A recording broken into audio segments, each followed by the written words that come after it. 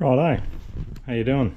I just picked up this VFR800Fi 1998 model, and it's not as clean as I would have liked, but good project.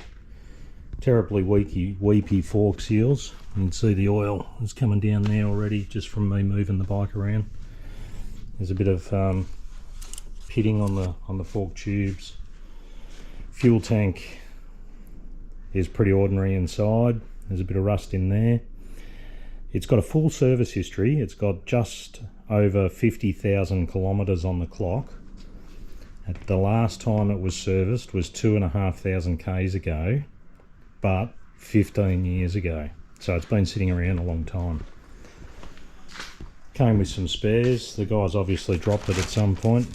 We've got a little crack in the side of the fairing here, the nose fairing. It's got a rear tail section. Missing the grab handles. They're not there, but it had the full toolkit, which I've got on the workbench. That'd be a good project. Always wanted one of these. Still got the brochure from when they were brand new. You can see there's just a lot of, this aluminium corrosion. So the front brakes actually work. The clutch is no good. I'll have to rebuild that. And a bit of pitting on the frame, which is unfortunate. But I'll see if I can clean that up. First thing I really want to do is get that tank off and start the process of cleaning that out inside, and hopefully I can save it. We'll see how we go. I've just had a quick look over the bike. I've only just got it home, and it looks like someone has run over it with a polisher. You can see the remnants of polish here. This screen's buggered. It's all crazed. Don't know if it's almost as though the bike's just been left out in the weather. But if there's a bit of clear coat on this paint, which I'm hoping there is, I'll be able to save that and it'll come up really nice. I mean, the outside of the tank looks great. That'll clean up nicely. I'll get rid of this rack. Don't like that, but pity the passenger handles aren't there. I'll have to see if I can source some. It's got a bit of rust around the top yoke there.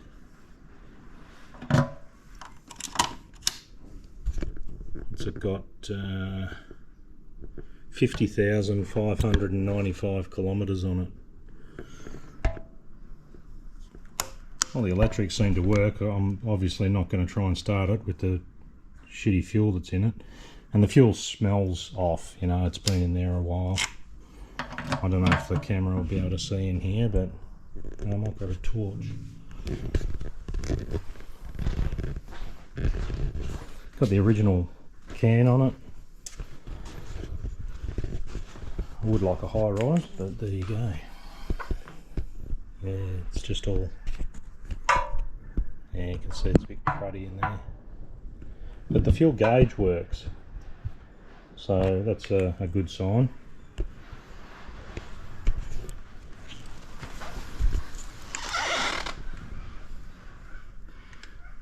Calipers might need kits.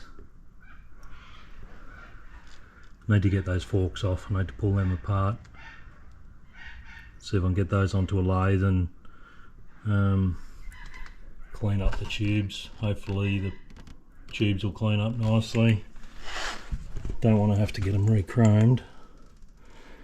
All this splashing here is from the drive home with the leaky tubes.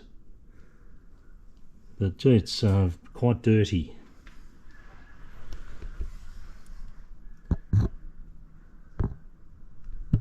So I'm glad that's not brake fluid. That's fork oil. Yeah, good project. What's that under there? Anyway. Being only, it's got a full service history. So the engine itself, it should be fine. Obviously the tyres will need to be replaced because they're over 15 years old. I'll see if I can see a date stamp on these. What's this, a Pirelli Diablo Strata? Where's the date mark?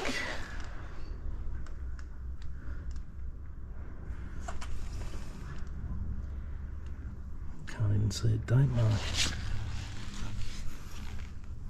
Made in Germany. These would have been good tyres.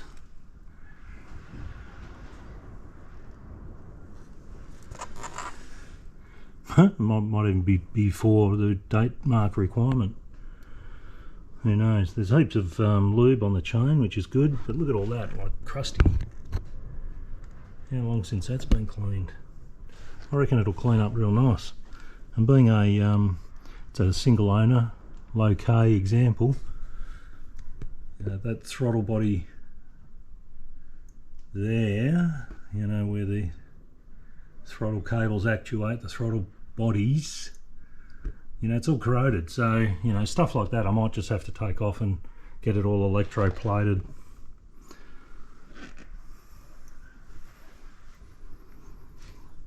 Just grungy.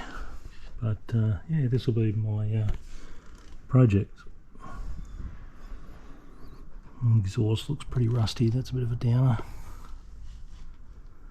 See if that can clean up alright. And nicely, the rear plastic isn't cut on my red 95 model. That's been cut out for a different rack. Yeah, anyway, that's the first look. I'll keep doing short videos as I progress.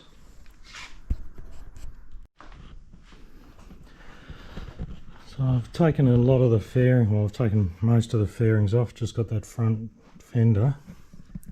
Just under here, the fuel lines, I've disconnected the fuel pump. The fuel pump won't prime, so I'm thinking that it's been affected by the bad fuel and rust in the tank. So I'm going to take the tank off, but I just want to record where all these lines go. So this is the thin grey, I'm not sure, these are breather hoses I think.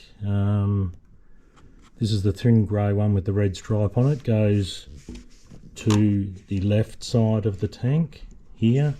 The thicker one goes to the right side of the tank, that'll be the fuel return I imagine.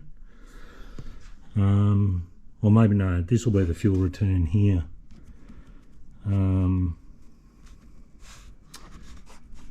Yeah, maybe. Yeah, not exactly sure. I'll have to suss that out. But just want to make sure I know where they go for when I put it all back on. But I'll disconnect this, and there should be a non-return valve in the fuel pump, which is inside the tank. So hopefully fuel doesn't piss out everywhere. I'm just draining the bad fuel out of the tank. I've got some product to try and clean the inside of the tank. I don't know how that's going to go. I tested the fuel pump this morning, which is in the tank, and it's kaput, no good. New, they're about $850 for the pump assembly. So just looking at options at the moment, what I'm going to do. Once I drain that, I'll give that a clean out. Oh, it's bloody filthy. But instead I've got the fairings off. This rear cylinder head's fine. Cylinder cam cover, it's fine. The cylinder head's a little bit corroded. The rear, sorry, the front cylinder head, which you can see through here, and cylinder head and cylinder cam cover, they're pretty yucky, corroded. I might be stripping this right down to see if I can restore it.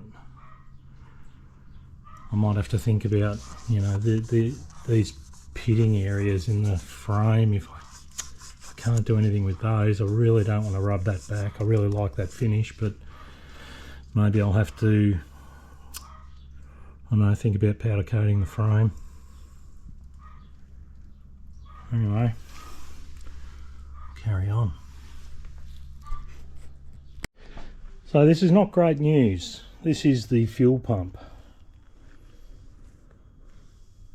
and filter out of the tank. It is not in good condition, as you can see. Tank's pretty crap too. So just testing this Evaporust product. It's supposed to be really good. It's non-toxic. I've tipped some of it into this little jar here. The rest of it's gone into the fuel tank. I'm just going to try dipping these screws. Not sure how well this comes out on camera. These are the screws that attach the infill panel around the dash to the screen, you know, on the left and right hand side of the dash. So I'm going to drop them in here, see how they go. Close this up.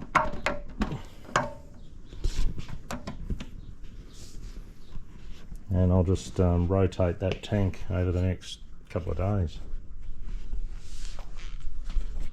That's the bike how it currently sits. Took the air cleaner air box off.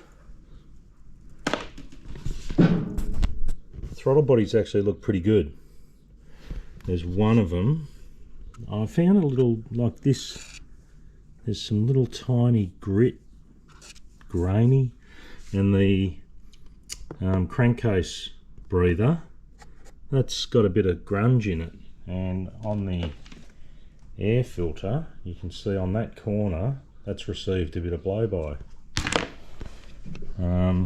But the throttle bodies, that one in there, it's got some little tiny indicators of corrosion. Only it's really minute, but the throttles themselves operate fine. They are a bit oily. The back of the valves look quite oily as well. They look pretty, well, not great. I would have thought they'd be a lot cleaner than that. So anyway, it's all good.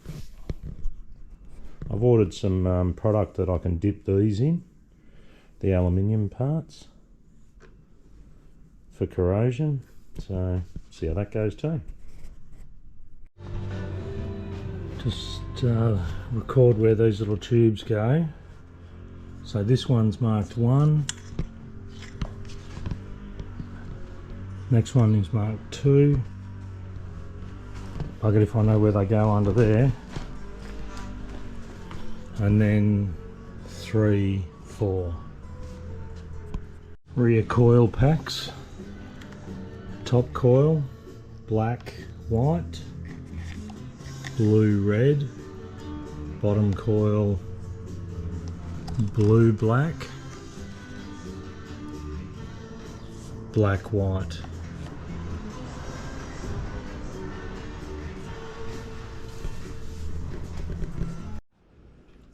Okay, so these cables are for the fuel tank. They go up underneath the fuel tank for the fuel level gauge and the low fuel light. This tube here goes up under the tank for the tank overflow. Both of these run through this rubber mat. They come through this hole here. That then, this sits over the top of this breather, and this hose goes onto that breather. That hose travels up and I think goes to it's the crankcase breather, I think, for the airbox, and it comes in here. So that goes up you know, along the wiring loom, underneath the wiring loom there. The fuel, this one here, so the fuel tank overflow, it's got a joiner in it here, and then it runs down behind the cylinder head. I'll get my torch. So that's it there, running down by the exhaust pipe, just there. It's a little bit loose at the moment. Then it runs down in front of the sprocket cover.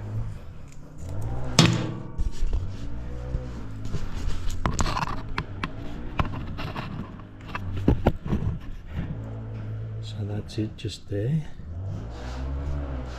Runs across the top of the front sprocket, and it joins the radiator overflow, a bottle, which is this tube here, which goes behind the clutch slave there, and then both of them they tuck in underneath the water pump, underneath the magneto cover, and pop out down there just to atmosphere.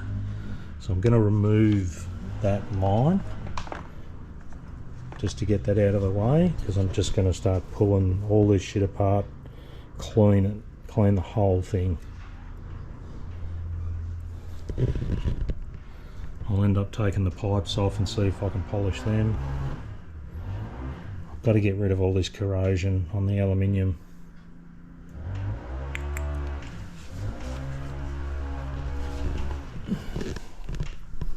I'm going to take off the trumpet at the bottom of the airbox housing here, because I want to try and do a compression test on it. I haven't fully decided if that's a really bad idea, given that the bike's been sitting for so long, but all these hoses are numbered too. Like that number 15 hose is the variable air intake diaphragm, which is on top of the airbox there. That operates a little flap in here.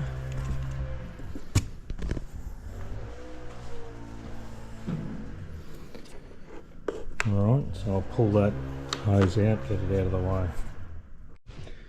Okay, these inner guards here for the fairings, they're just held in by these little push clips. There's one clip there, and there's one clip there. And this, I don't know, it's some sensor. It's in the right hand side, down there. Not sure what that one's for, I'll have to investigate that. So that goes up behind the dash, and it goes straight into the back of the dash, up in there. So yeah, there, that one, don't know what that one is. So I'll have to disconnect that and take it off this plastic inner guard to get that off. And this one's the same, just a push clip there on the coil bracket and a push clip there on the headlight instrument cluster bracket. And the main harness has a clip attaching it there. So I've just been reading the manual, and this is actually the PAIR system. Positive air, I don't know, I don't know what it stands for. Some bloody emissions bullshit. So you can either just cap that off there, or remove that and put an aluminium plate on there. So I will be definitely doing that. So there's one here on the rear head, and there's one on the front head. Alright, this vent tube here, which is just hanging in this bottom fairing mount bracket, goes over the top of the exhaust under the engine, crosses over there, up through the oil line, I'll just go around the other side.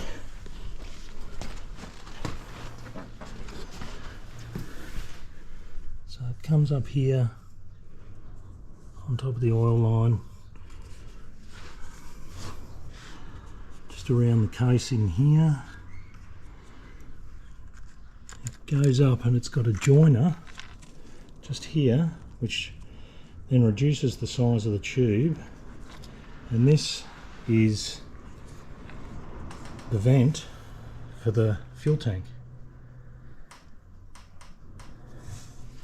So I'll pull that out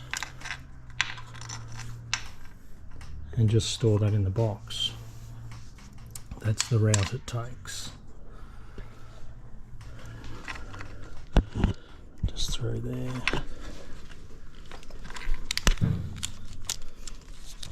Straight down there at the back of the rear head.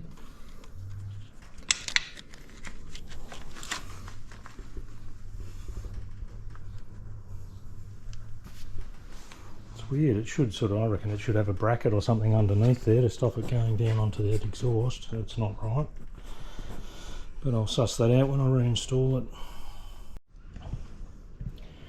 Number 4 coil, black and white at the top, red and white at the bottom. Number 2 coil, yellow and white at the top, black and white at the bottom. I think I already did this, but number 3 coil is blue and red forward to the airbox, black and white rear. Number 1 coil is black and white forward to the airbox and blue and black to the rear. That front rubber shroud here, which mounts down there like that, you need to take the oil cooler mount screws out to be able to get that through. It's also, the wings of it are hooked on the coils, so just pick that up off there.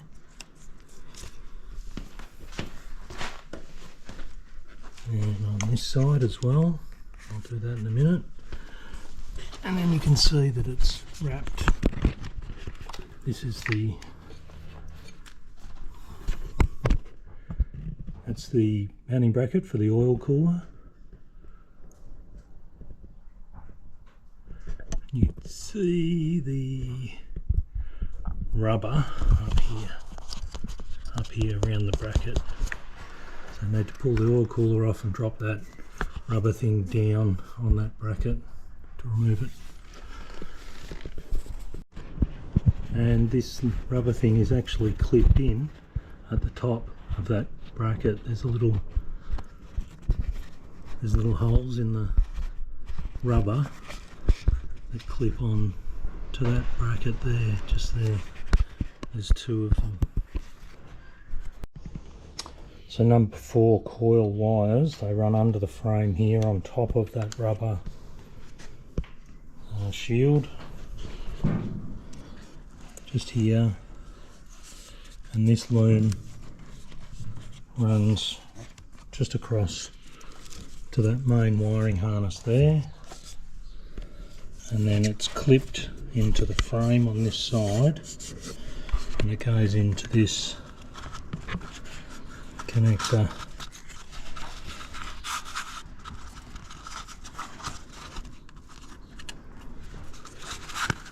Well, there's 2 connectors, a red one and a white and a clear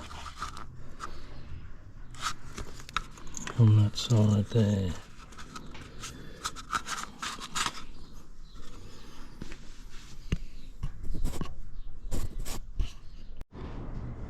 Okay, left hand side, this clear plug here is for the pair solenoid. So down through there to that solenoid there.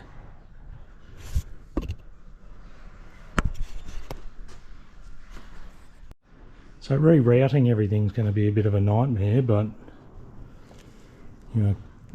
clutch switch. It's just straight into the switch block, and then we've got two coming out of the left hand switch block, two harnesses. One just, they both go just to the inside of the fork tube. One goes up, cable tied to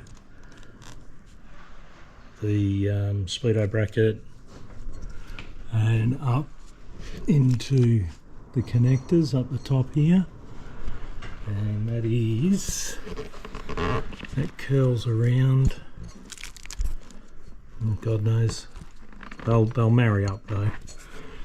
And the other one, the other small cable out of here, just across the front of this bracket down to the horn. This brake setup's a bit strange. I'm going to have to read up on how all that works with the two hoses. There's a proportioning valve and a bleed off valve. This is another hose from the left hand caliper. So one of those hoses, which is the top one, runs, this is the top one here, runs back to this block, which then goes into a hard line down that left hand side of the bike. So the left hand side of the bike, left hand caliper, same thing, goes into a block at the front there and joins that other one running down there. The other one goes directly from the master cylinder. So this is from the master cylinder, and then we go straight down to the top banjo, and there's a hard line running across.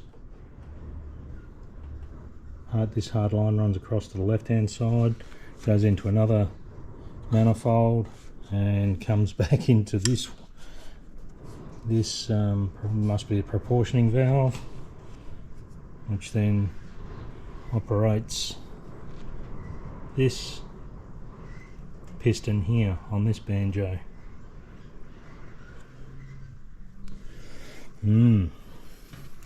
Interesting.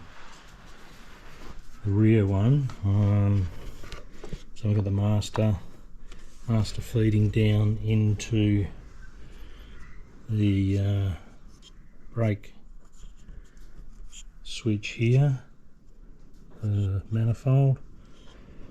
That's the brake light.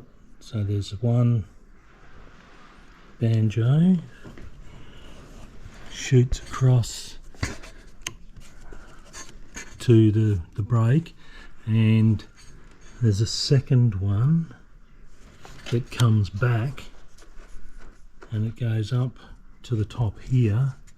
So this is all the gizmo for that dual combined braking system. So there's a bleed nipple on the top here, and these are the two brake lines from the front.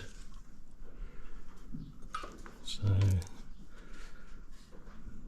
one feeds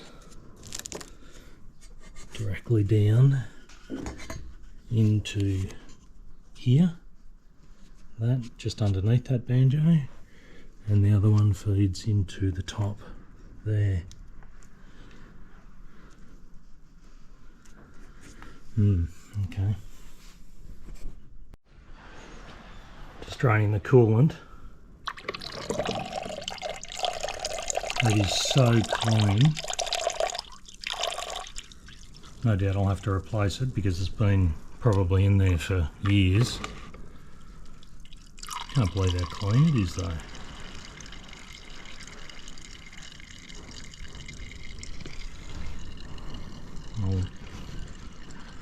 There's a cylinder drain plug up here too, which I'll get to in a second. Radiator hoses. So right hand side of the bike, small stand-up hose, radiator filler neck. Hose runs down to I don't know, thermostat housing that'll be. And then from the top of that thermostat housing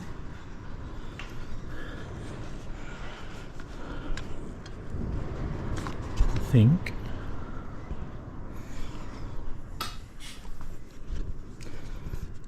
oh no, that's the overflow, sorry.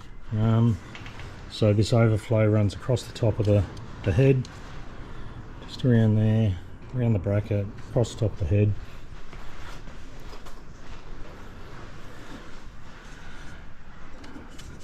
You can see it behind there. It's running down.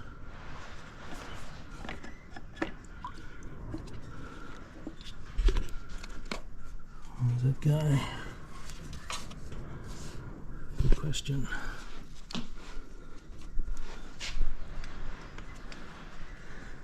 Runs behind that radiator, and there's some plastic shrouding here with the electricals for the fan on the top here. So it runs behind that, down into the bottom of the bottle, and the overflow I looked at before, that runs down, just straight down to atmosphere there. We've got the temperature sensor here, which clips into that little loom that runs across the top here. We've got a link hose running from the top of this one over to the other side. The bottom hose here joins a T-piece which runs from the pump, T-piece, and across to the bottom of the other radiator on the other side.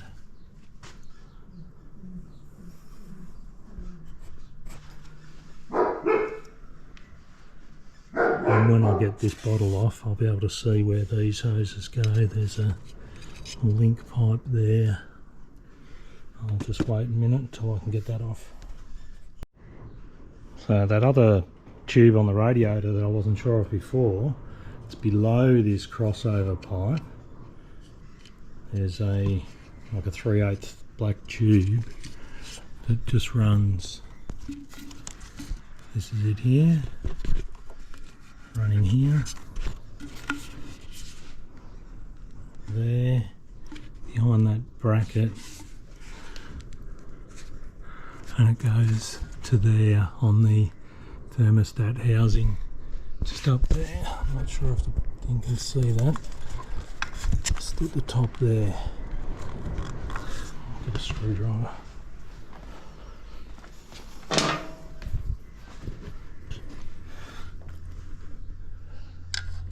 So just up there on the thermostat housing. Okay, I've determined that there is spark, so I'm just going to pull the throttle bodies. We might just give those a clean, check out the fuel rails, see if we can take the injectors out, and check that they're not all clogged. Just remove the throttle cables from the actuator here. Now they run, the dual cables run underneath the choke cable, up through the front there, next to the clutch line, and just straight up to the throttle on the outside of the fork tubes.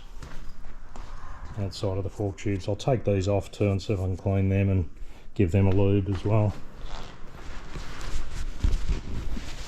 Never taken throttle bodies off before. I don't know how this comes out. I don't want to break that. Just have to look at the manual for that. These are pretty filthy. I believe you just got to undo those clamps for the inlet rubbers, and the whole lot can pop off, but I'll just take it easy. This is the clutch cable, clutch lever. So I'm just pulling it apart, taking that out of there. This plunger, this will be replaced, but it looks like, I mean, there should be a rubber boot on that, which would have been, oh, there it is there. It's all destroyed.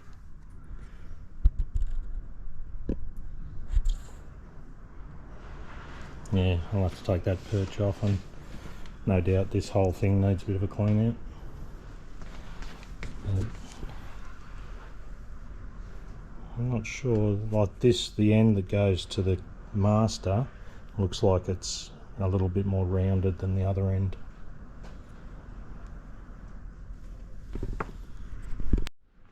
Oh, got the throttle bodies off. This shit is nasty. Check that out.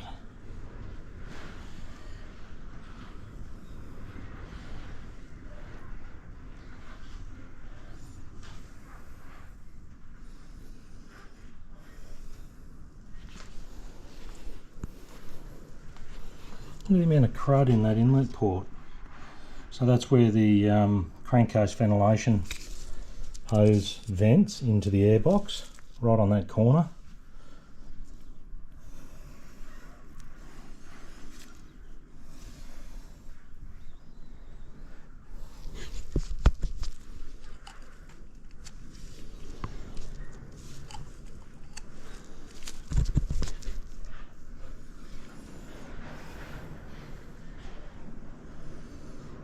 Gross.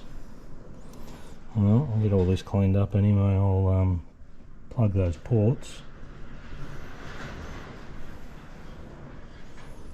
so no more shit can get in there, and I'll clean all this up and get those fuel injectors out of there.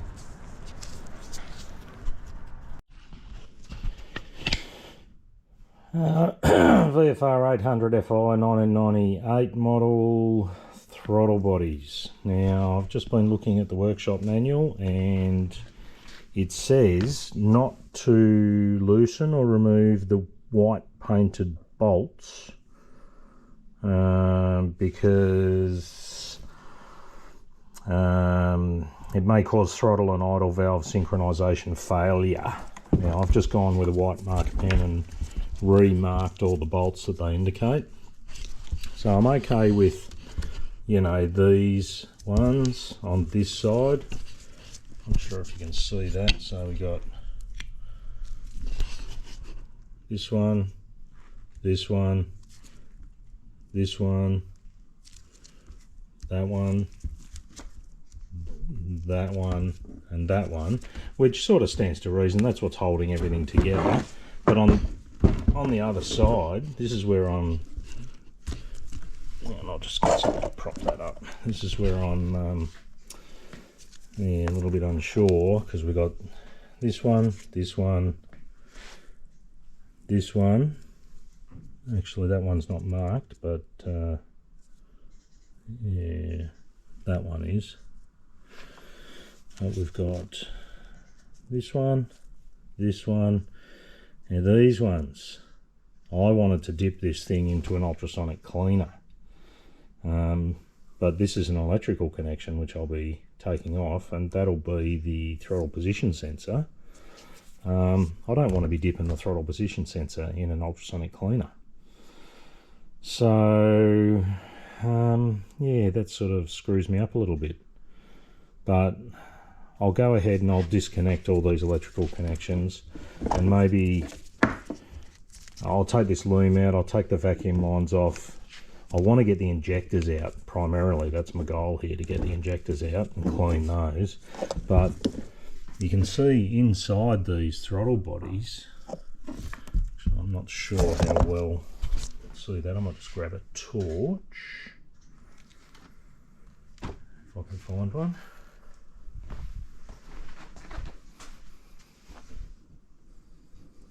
Torch has gone walkabout. This is a headlamp. Inside the throttle bodies is, and I found this in the airbox as well. I'm not too happy about. Not sure how well the camera will pick it up, but I don't know whether it's just oil, and it looks like, you know, sort of sand, which, you know, if that's gone through the engine, that's not going to be great. Pretty gungy in there. This bright light's not. Yeah, it's a little bit dull. It's pretty ordinary, but I can clean those out with throttle body cleaner while they're on the bench. Look at this one, just filthy. Which, you know, I'll do that first. But I'll take all these vacuum lines off. I'll take all the harness off, and like this is obviously a spider web of spaghetti to try and get this back together, so I'll just have to record what I'm doing so as I can get it all back together. These lines here, 1, 2, 3 and 4, so this is line 1. This is for the synchronizing of the throttle bodies. So 1, 2 here, and these just plug onto the bottom of the airbox. So they're just sitting there waiting for you to use as a tool when the bike's assembled. There's number 4 and there's number 3. So they're pretty straightforward. It's just this other stuff. Here's the main wiring loom. Comes in from the left side of the bike. So I want to undo all of this stuff. These are all the injector leads. And this is the vacuum solenoid on the base of the airbox at the front.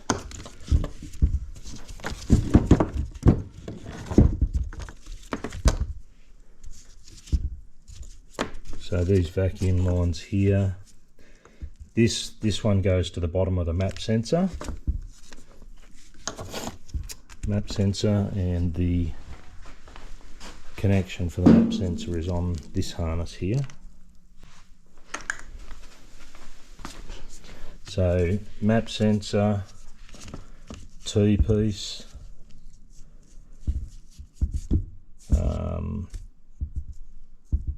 4, 2, another T-piece. From that T-piece we feed another T-piece there, and it goes to 1 and 3. So that's pretty simple, but we've got the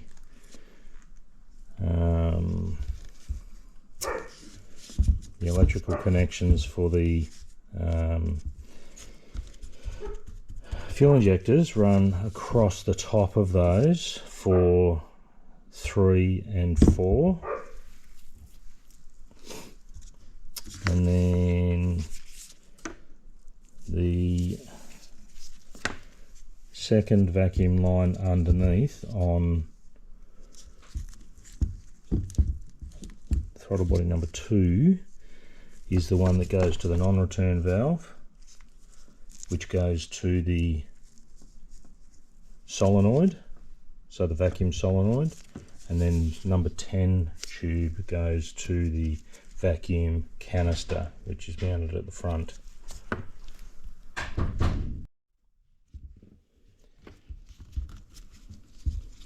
So that's all those little ones. There's a second line running between 3 and 4 at the base, runs underneath between 3 and 4.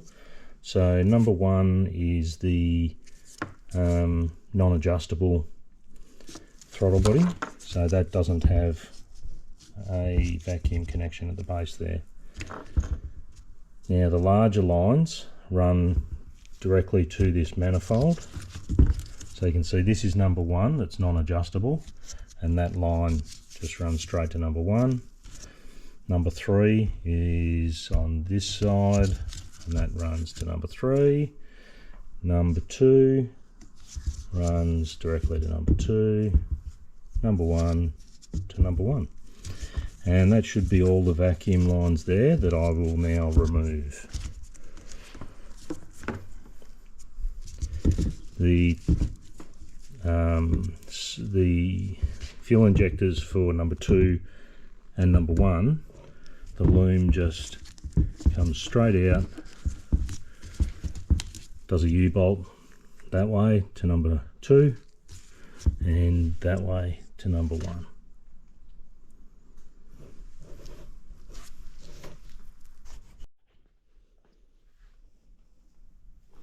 Okay, so that bottom fuel line off number 2, that bottom vacuum line off number 2 runs up, as I said earlier, into the non-return valve to the vacuum solenoid and the vacuum canister. Off number 4, the bottom line runs across to number 3 and tees off and goes down through this opening in the throttle body bracket up near the manifold to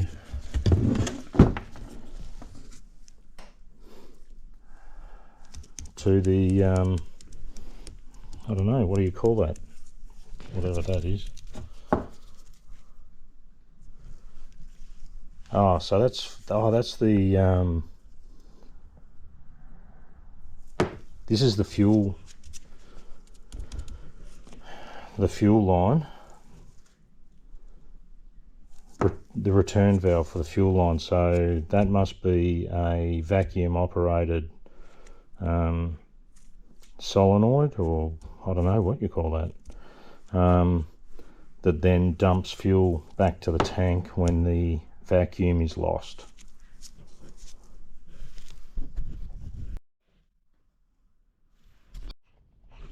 Now, because I've removed the bolts that hold these fuel lines onto the throttle body, but because they're on a V, I'm just going to remove these the end crossover pipe here so as I can pull them out, because they're attached obviously to the injectors and they need to be pulled out independently of each other.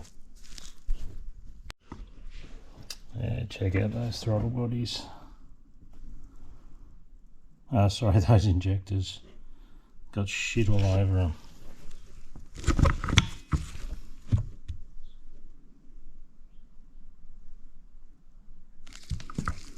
Not sure how well that's going to focus.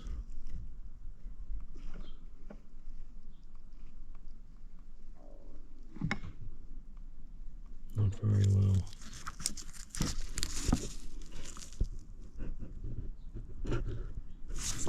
They're pretty cruddy. Even inside the injector mounting boss there, they're pretty filthy.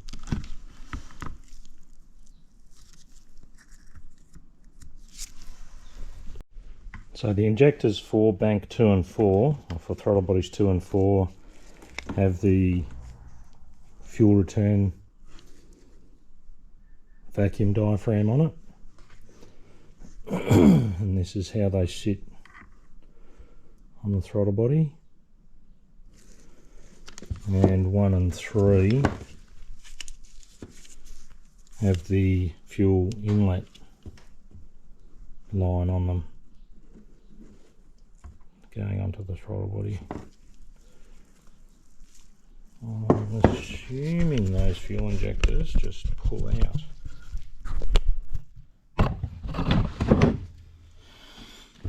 Of the manifolds.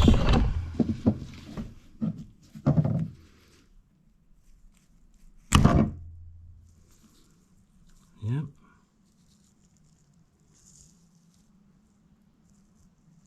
Well, they've had fuel in them, they're wet, but they're, I don't know, is it internally it's clean, but it looks varnished.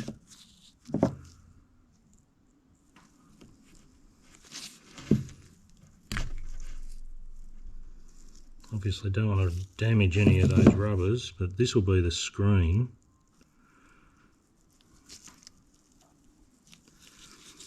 See if I can get that off. So these are the fuel injectors after I've had them in the ultrasonic bath. I just cleaned them using regular injector cleaner, just from the auto shop, from Super Cheap Auto. I think I left the screens in there, the filters in there. I think they're I'll probably ruin them trying to remove them, and I don't want to do that. I understand that these are injectors from, or they're common between CRV, Civic and the VFR800. That's what I read online. I haven't confirmed it with part numbers, but that's what I believe. So now I'll test these and see if they now work, because only one out of the 4 was operating. Cool. Righto, this is the front brake lever. You can see all the corrosion on the aluminium. I'm just going to drop this whole lever, the whole bizzo, straight into this Illuminate product. I've just done the clutch lever and it's actually come up really well. I'm just going to put it in the ultrasonic in that fluid. These are, I'm sure I had these apart on the 750, the VFR 750, and I did get the clutch lever apart, but it was a lot of pushing and shoving. But you know, it doesn't separate that easily, and I don't want to force it. All right, I'll show you the end result once it's been through the wash. So I'm just giving the throttle bodies a nice bath with some just dishwashing detergent and warm water. I've been through them with throttle body cleaner, and I had to use a scourer just on the inside of the throttle bodies because it was so gummed up. You know, nothing was getting the shit off. So yeah, just giving them a good clean. I'll dry them out. Hopefully they'll be good to go. So I finished cleaning the throttle body. These were pretty filthy, as you would have seen from the previous video. It's come up looking pretty good. And now I'll just rewire it with the wiring loom and all the vacuum lines. Just putting the fuel injectors back together. 3 out of 4 of these were not working, but I soaked them in fuel injector cleaner in the ultrasonic cleaner, and they've all come good.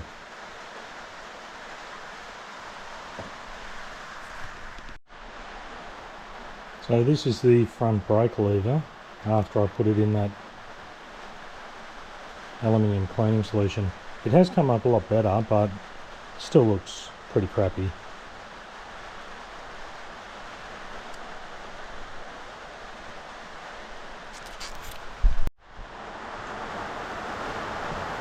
There she is. Throttle body's reassembled. Vacuum lines in place. Fuel rails hooked up. Nice and clean.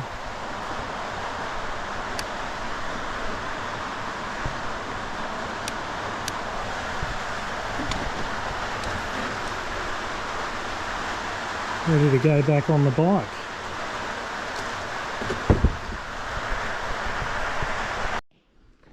Okay, I've refurbed the throttle bodies on the auction bike. 3 out of the 4 injectors weren't firing, so I've cleaned all them. Just putting it back together temporarily to take the tank off the Sydney bike, put it on the auction bike to make sure that the fuel regulator on the end of the fuel rail actually works. So I'll prime the pump and I'll pull that fuel line, if I can get to it. Anyway, I'm going to see if the auction bike will then run now that the throttle bodies are clean with clean injectors. Righto, so when I turn this on and prime the fuel pump and the fuel rails, this fuel return from the fuel pressure regulator on the fuel rail, if that starts dripping fuel, I know that the fuel pressure regulator is no good.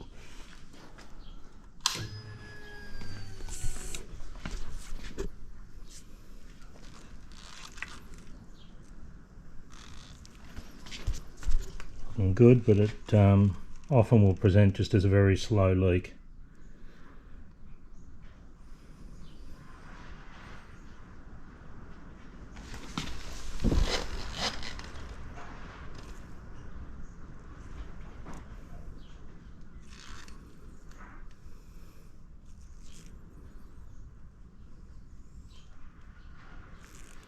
Not seeing anything, that's good news.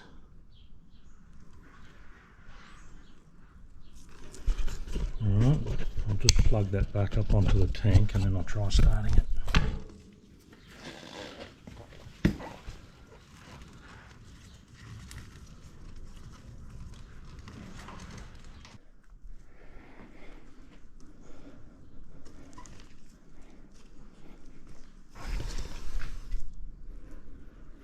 Fire extinguisher, just in case.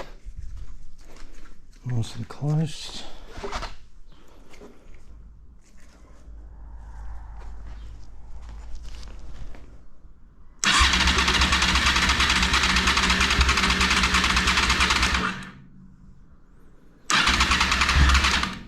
Wants to start.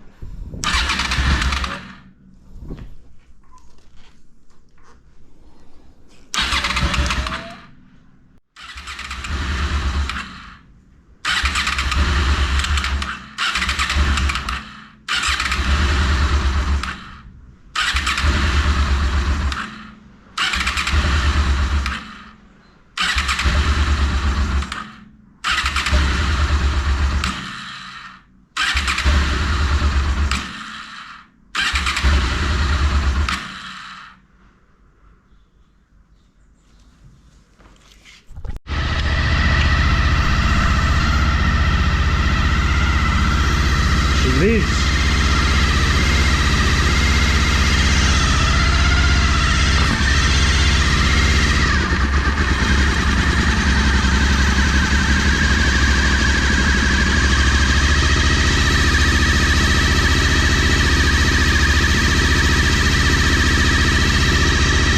Got the VFR light on.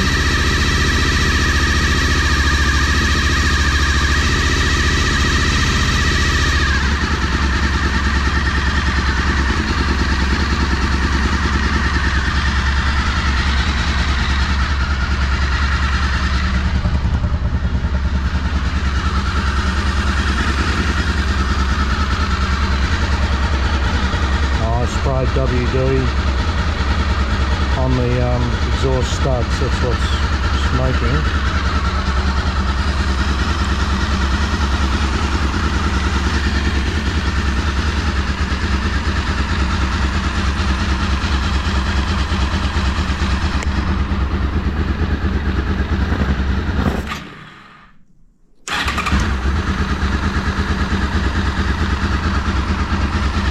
Didn't like that little bit of throttle.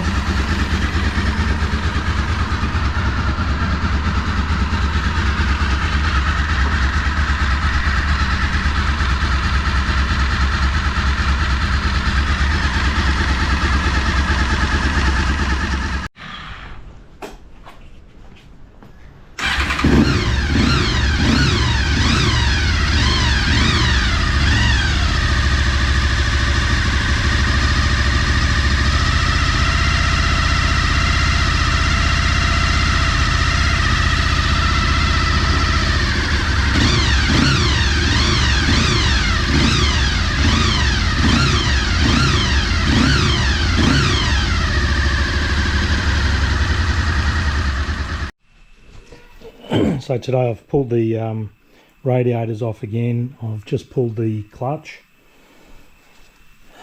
Check out the inside of the slave. That's just grunge.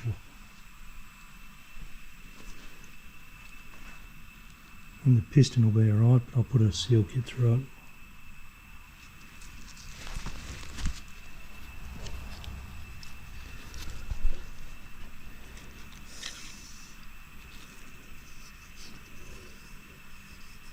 It looks alright.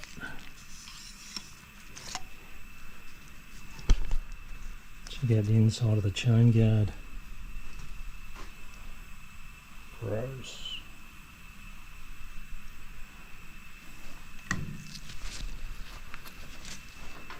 So I need a slave, I need the gasket, a slave kit, the gasket. Man, that's filthy. There we go. What else have I done today? Oh yeah, I made all my blanking plates for the tank.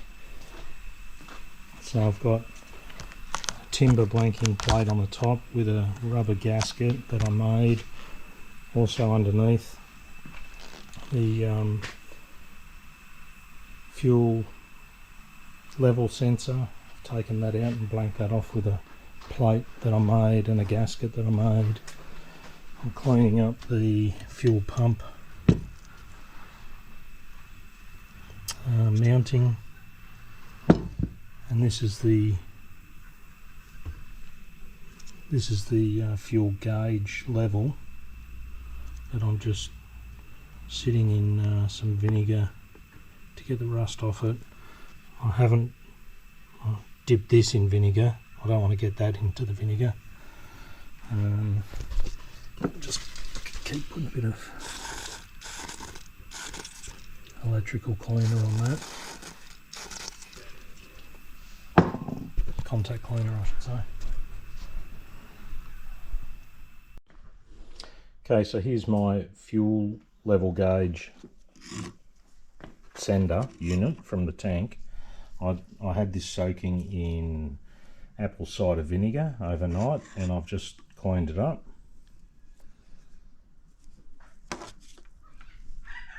It's come up beautiful. I've tested the resistance of the windings, and yeah, it still operates normally. Beautiful. Happy with that. I've just coated it in WD-40 for now, until it goes back in the tank. Okay, I'm going to wash out the tank with some hydrochloric acid. Not sure if the camera can really see that very well.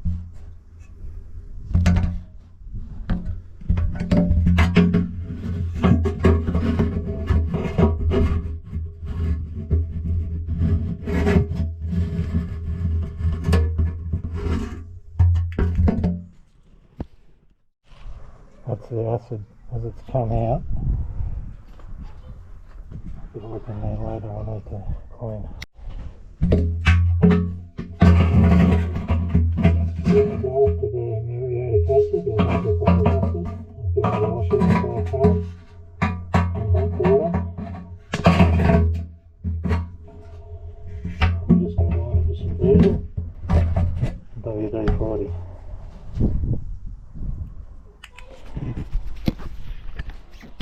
So this is the left hand switch block I'm taking off. I'm going to remove these cables, got to try and clean these up, lube the cables, the electrical component. It's obviously the clutch switch. We've got the cable running underneath the brake line. There's a small cable comes out of a junction which goes to the horn, just backs onto the horn there, so straight around that front bracket. This main loom goes up behind the cluster. It's cable tied just there. goes back up into this loom.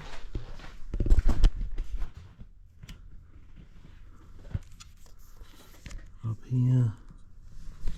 So I'll release it from that clip and unplug it. I'm not exactly sure which plug it is at the moment, but it'll marry up in a color-coded plug. Okay, I'll remove the right-hand side switch block as well. The push and pull cables need some attention. They're just cable tied around with one of those Honda cable ties, reusable, around the right fork leg. Jump down through underneath the front brake cable and just into the throttle body assembly area.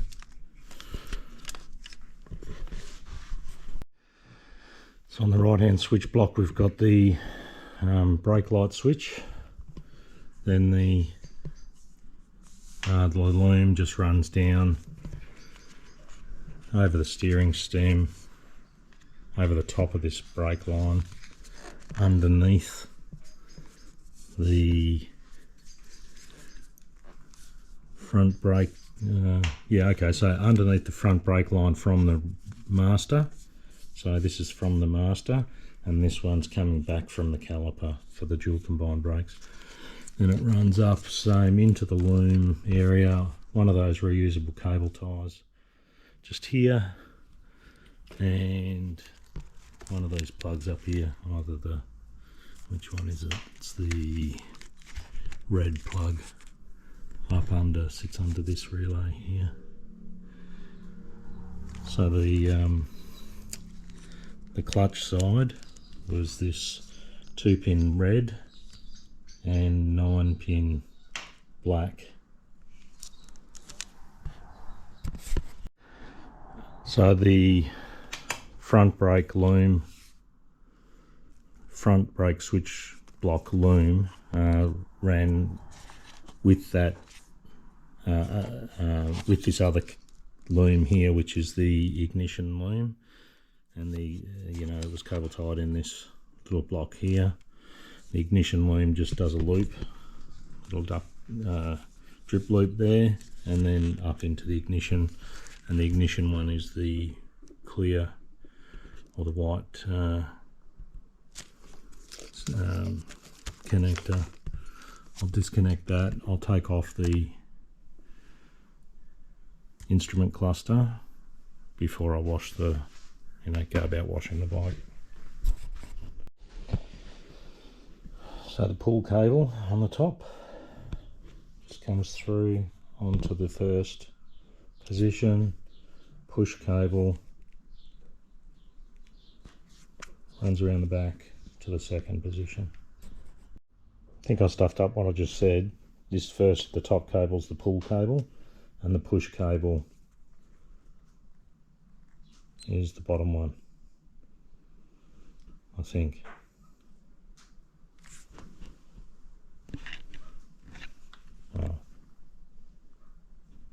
So this cable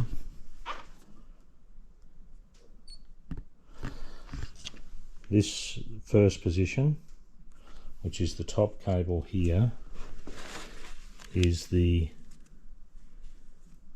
top cable on the bracket to the throttle bodies.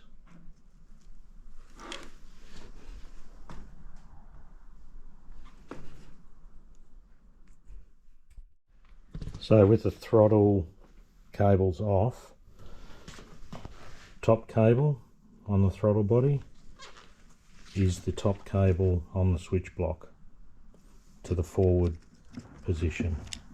Bottom cable, bottom. A little bit of corrosion. I'll just take these out of the switch block, I'll clean them up.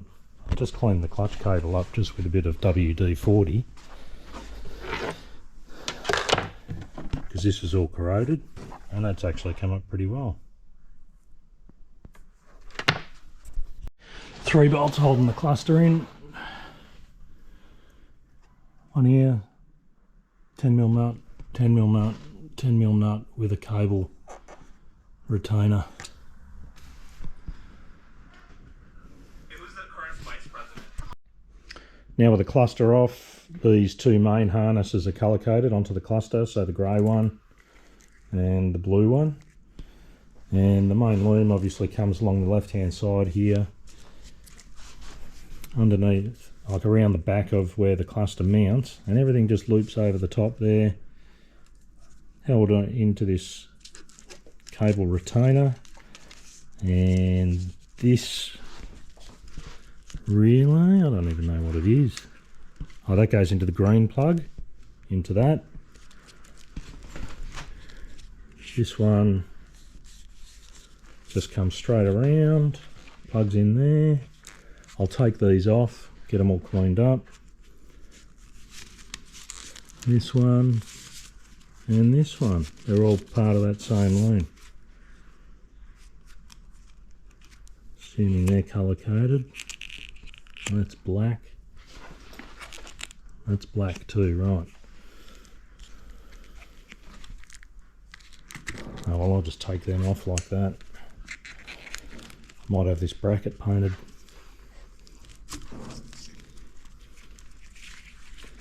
And this green one can be disconnected.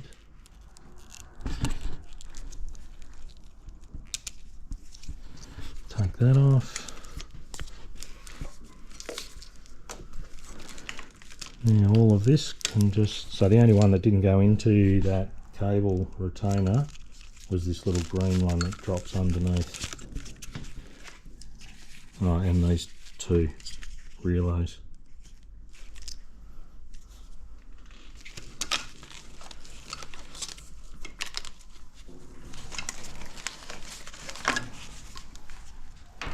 Looks like I'm, yeah, maybe I'll just strip all this loom out to clean it. So, along with the throttle body connection, the loom, there's another little loom that pops out here, which goes to the coil. And there's two plugs here, one for, that'll be cam position sensor, and that one will be temperature sensor, I think. Oh no, that'll be, oh gee, what is that? Maybe that's the crank position sensor in there.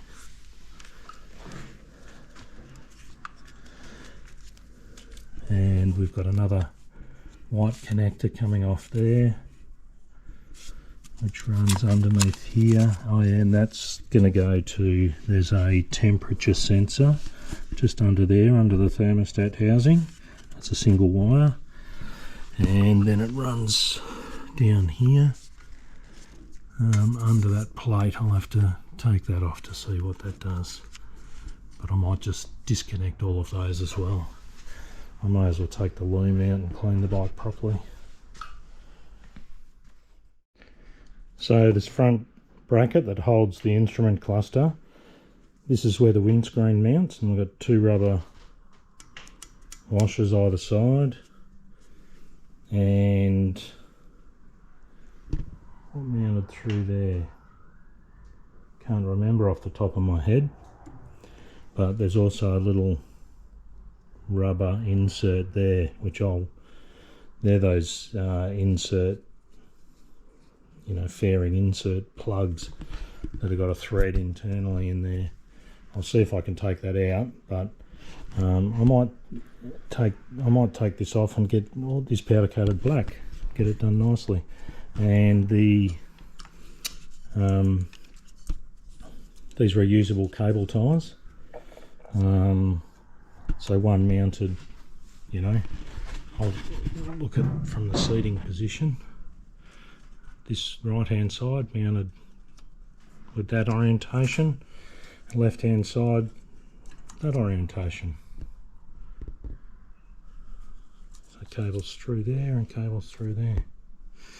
Also got rubber bungs here and here, which will need to come out, and that's for the instrument cluster mounting. and just 2 bolts look like 14mm that hold it onto the frame. Oh, and 2 rubber bungs here for whatever mounted on that. I don't know.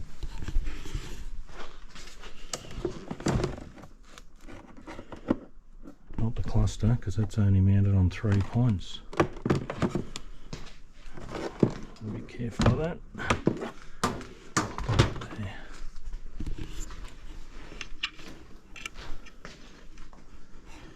Mount it through there. It's always good when you pull shit apart and don't know how to put it back together.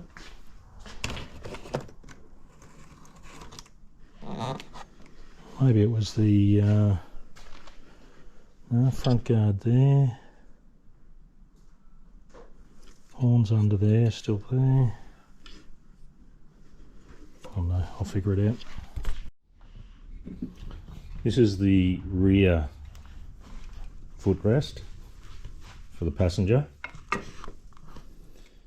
On the base of this, under here, where you grab it to lift the bike onto the centre stand, there's a piece of stone guard on there. I'm going to have these powder coated because there's a little bit of oxidisation underneath the paint there. But this bit of stone guard is 130mm by 15mm. And I've got a bit of stone guard that I can put back on there for when I put this back on the bike. This is the helmet lock. These are 6mm break-off bolts. So I'm going to drill these out to remove that from this piece so it can be powder coated. I've also got to try and get this out. This is the right hand rear set. I'll have to make a tool. I might even have to buy a new one of those. That rubber looks a bit crap. Righto, there's my master cylinder that's been painted up. That's masking tape over the window there and masking tape on the top. A little chip there. Hopefully that holds up alright.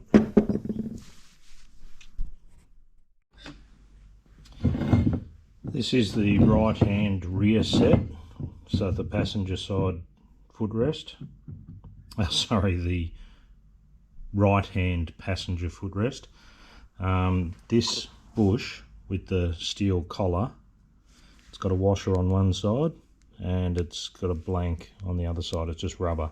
That belongs in this hole here, and the steel washer faces the muffler. The muffler mounts on this side of it when it's back on the bike. So I just pulled that through. So when I'm reassembling this after powder coat, that's just got to be pushed back through here like that. And I'm just going to pull these out, so take the pins out, so as they can be powder coated.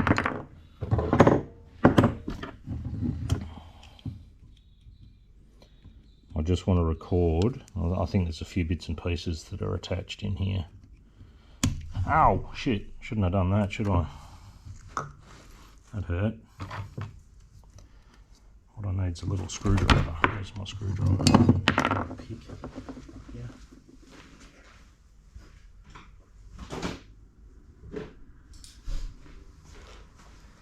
I've actually lost my little Stanley screwdriver out of my set, which I've had for like 40 years. I think I might have accidentally put it in the bin.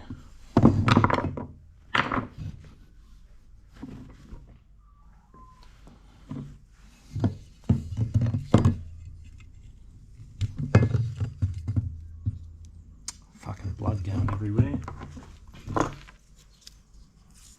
Need an electrician's band-aid. Just while I fix this up.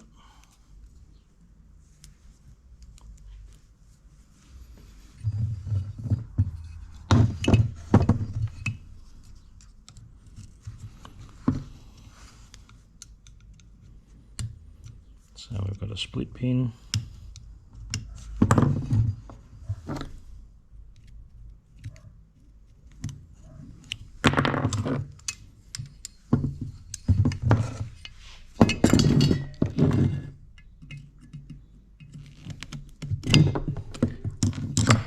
split pin, washer,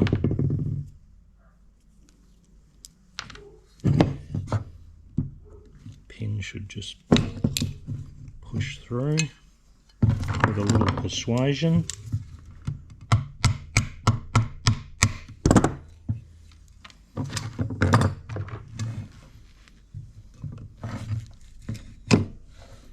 Pin.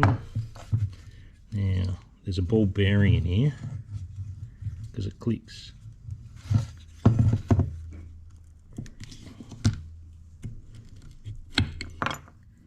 Right, so this plate, oh yeah, it's got a locating tab there and there, so the locating tab there, and it locates into there, so it locates into there like that, and the ball bearing goes click, click, and ball bearing belongs in there with the spring. So spring, ball bearing.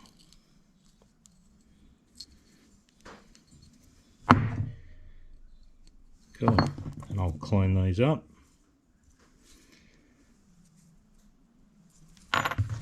Clean all that up, have these powder coated. I think I'll have these done as well.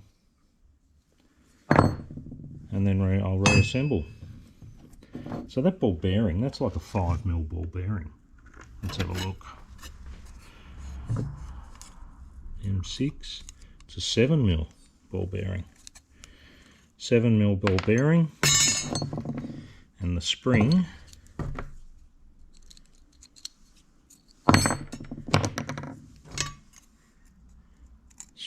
is 7mm, and it is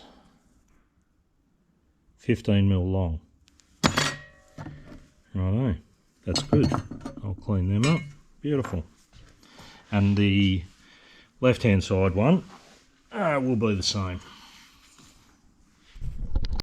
So this bolt's a little obscure. It's a 5mm Allen head bolt at the bottom of the battery box, and it bolts onto a bracket that holds two rear brake lines, one coming from the proportioning valve, one coming from the top of the master cylinder.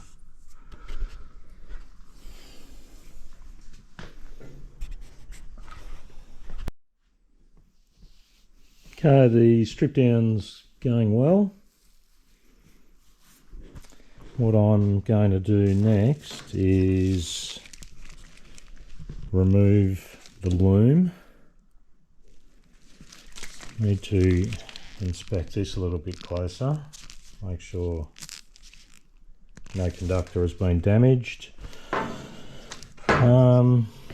So I've got to get these little clips out. I'll probably just undo the tape and leave those, I don't know what they are, those little clips in the frame. I've struggled to get them out, I don't want to break them.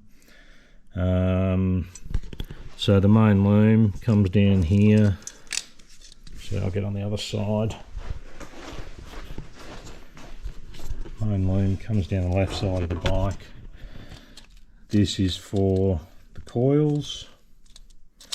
This is for the map sensor. Runs down underneath the hard brake lines.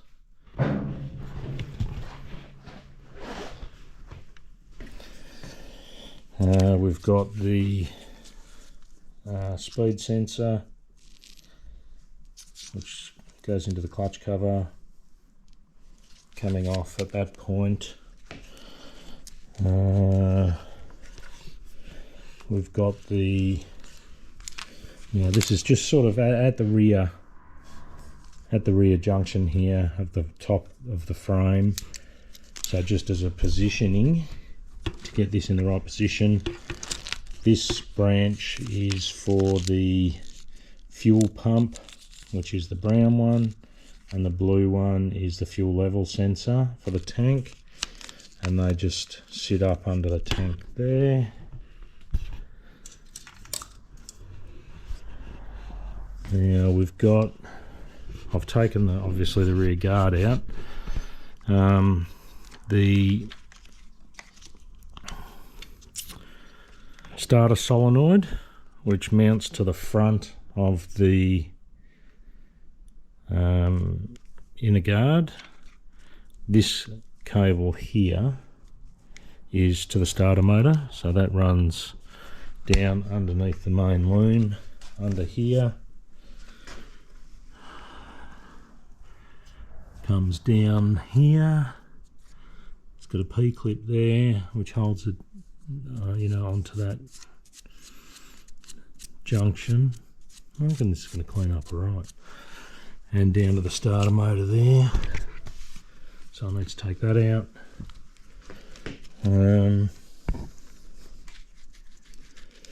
Need to take this out, which comes directly from here. Oh, okay, I can unplug that. That's good. I might leave that in place for now.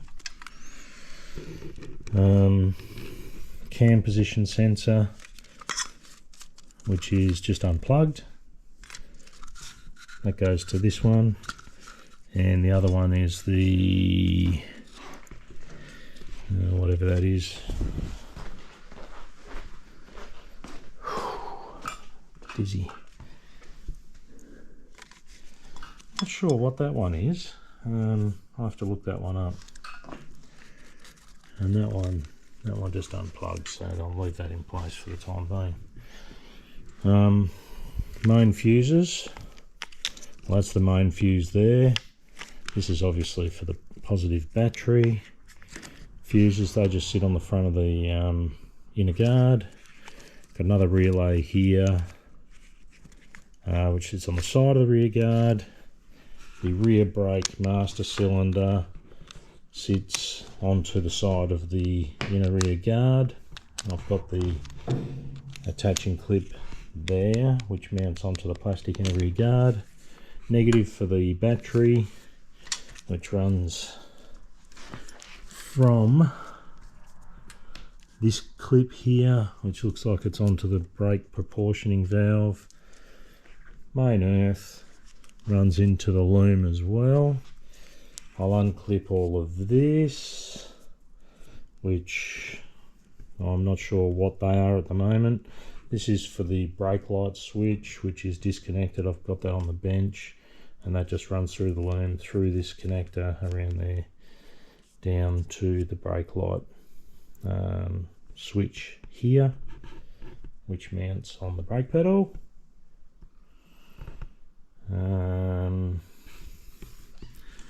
And then just the rear loom. I've got the ECU unplugged, so I'll get all that out just to make access easier for me to get in and clean everything. The idea is to just clean up all this corrosion. Look, I reckon that's going to clean up pretty well. Let's have a quick look here. Just give it a rub. I'll just get a bit of cleaner on there and give it a scrub. Might come up pretty well. I'm going to have to clean up the oil cooler, clean up the oil cooler lines. Front fork's got to come off. Got to separate those lowers, get them away for powder coating. I'll see what I can do with the exhaust. Might even pull the entire system off and give that a clean. I want to remove the rear frame and give that a dust over with some new paint. Might even get away with it actually. I might just leave it. But I'll take it off just so I can get access to everything. I'll remove the swing arm. That's going to have to be cleaned. And I'll have to replace all the bearings. Yeah, getting there. Guys on the forum, on the VFR World Forum, have suggested don't worry about the oxidisation, just get it all back together and ride it. Maybe that's what I'll do. I really should take the thermostat out of the housing here as well and test it to make sure it's working. I want to get these lines off everything. I want to clean the lines.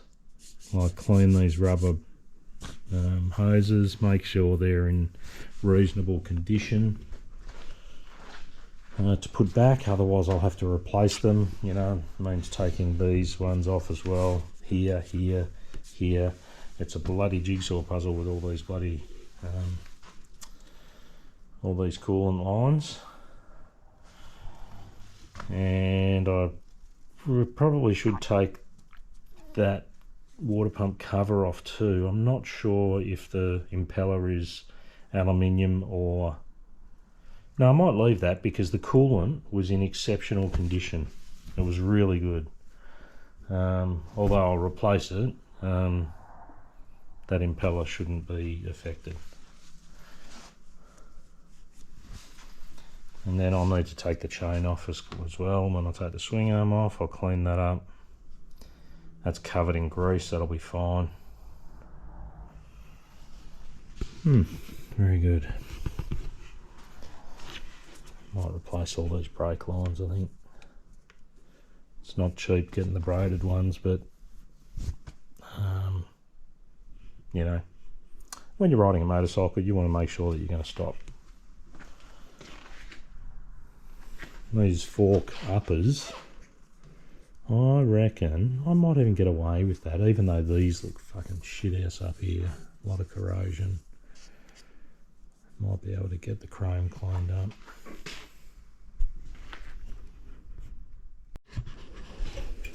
So the stator connector, this one, came up underneath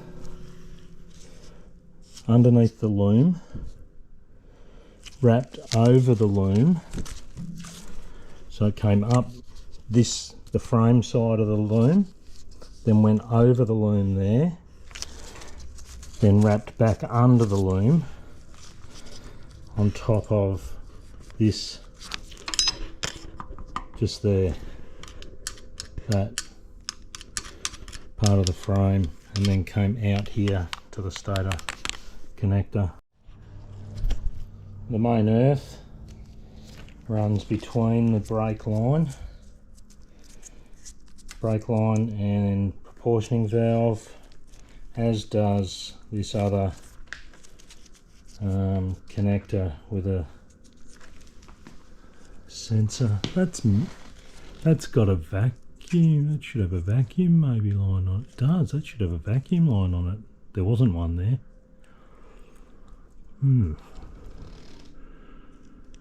And this relay runs through there, down onto the loom there. So I'm just going to remove those somehow. Coil 4, right hand side of the bike, mounts up to the frame like this.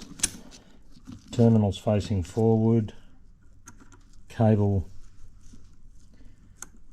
P bracket, if you like, cable harness bracket on the rear bolt. There's a spacer, a short spacer at the rear. Actually, they're both the same size. So there's a spacer at the rear between the coil bracket and the bracket for the frame. And I'll take a photo of the bolt sizes. Same thing for coil number 2. Terminals facing front. Loom tidy on the rear. Spacers between the bolt and the frame bracket. So this is the thermostat housing from the Valley. Here it sits there. 2 short hoses, one to each head, the curly looking hose around there, down between these cross members here to the water pump there, and the small hose leads off to the radiator filler neck, I think. Anyway, it goes out that way. It runs through here towards the radiator filler neck. So on the thermostat housing, the hose clamps closest to the housing, all three of them are done up from the underside, and then this goes on the bike this way, and these two short ones go to the heads, and they're done up from the top side. Okay, the last two radiator hoses, one from the rear head down to the front head, then the front head down to the water pump. I'll take those off too. I'll wash them with the other ones which are over there, clean them up. That'll be all good. These insulator boots have locating notches on them, so that little hole in the back of the ring slips over, and there's a locating notch in the back of that insulating boot, and that's where it sits, so as you can get the screwdriver in there. So I'm going to take these off just to wash the bike, so I can put some balloons over the top of them. So this sensor cable from here, I don't know, oil pressure sensor maybe, it just clips on there. It runs through this hole here. I've just pulled that out from there. Runs through there, down to the clip, behind the casing here. And I'll just open up that P-clip.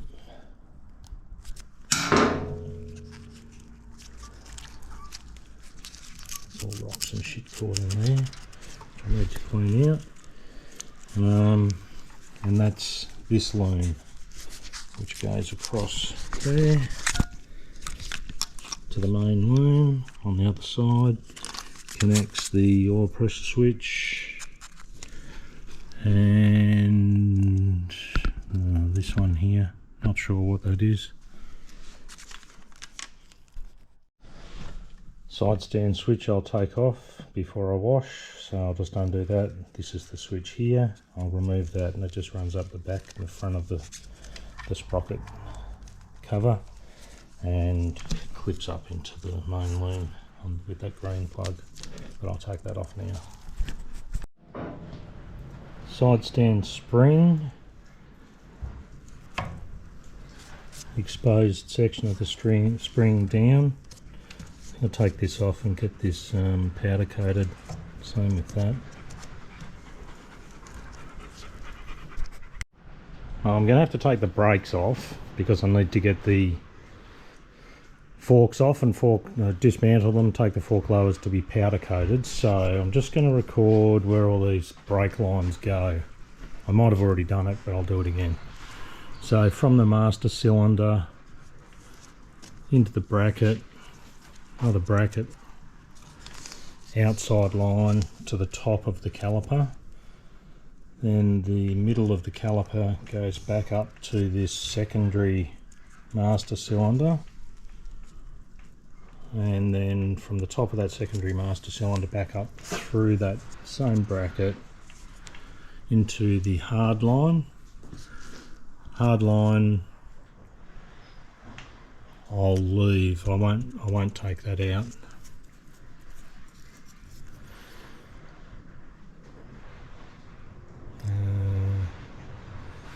I'll probably take that block off, leave the hard line in place just to clean that block up.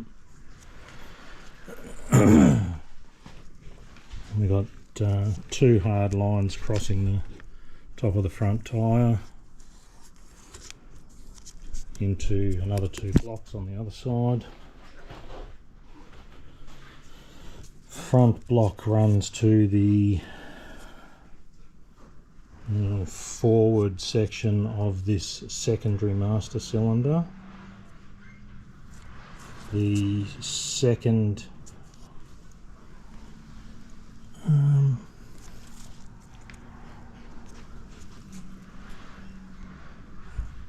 that's weird. How does that work? That's got two, like there's an in and an out there. That one goes to the forward and then runs to the bottom or to the middle banjo, and then the top or the rearmost line runs up to the block on the frame to the hard line. Then the rear block here runs down to the top, and the hard line's over to the proportioning valve at the back. Well, actually the left hand hard line goes along the bottom there, comes up the rear into the top of this proportioning valve. The other hard line, which comes from the right hand side,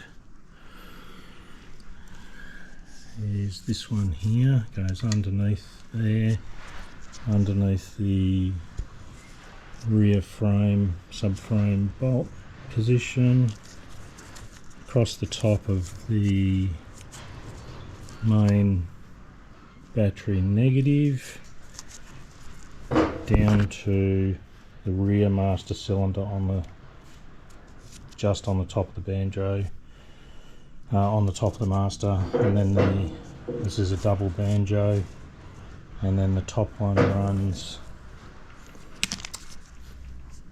the bottom line here to the rear. So that's this one, which then crosses over, becomes the top one, and becomes the rearmost banjo. The other one comes from the bleed nipple position on the rear proportioning valve, and it runs down to, crosses over, it becomes the forwardmost banjo on the rear brake caliper. Right, hopefully I can do all that in reverse. I think I'll just take all this off because I'll bleed the system first, I'll get all the fluid out of it, I need to put a kit through the master, I need to paint the master, and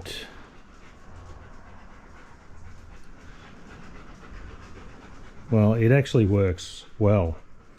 Maybe I should leave it in place.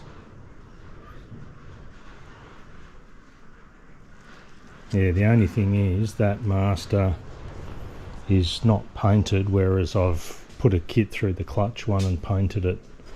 So the clutch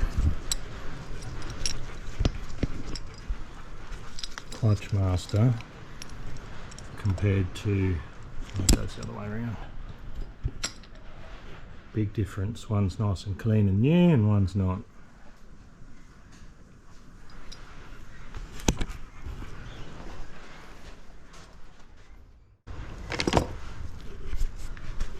There's all the radiator hoses and clamps. Got some new air filters there. Okay, front wheel, the right hand spacer.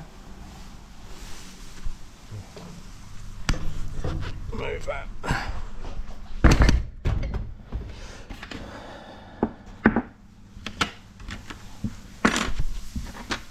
Right hand spacer is 29mm.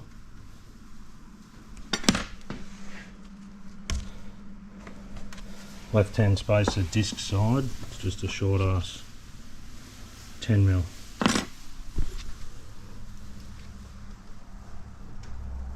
Going to pull these apart, remove the discs, take them to get powder coated, take the tyre off. But first I'm going to dismantle the forks. So front forks, we got the fork cap, there's an O-ring, we've got the connection to the damper rod there, there's a, oh god, that's a bit crappy, got a washer there, spacer, oh there's a washer, spacer, washer on top of the spring.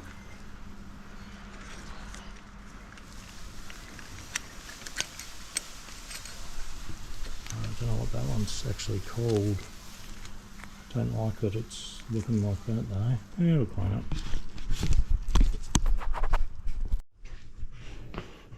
So forks, we've got the fork seal, big washer, slider and bush when we put them all back together.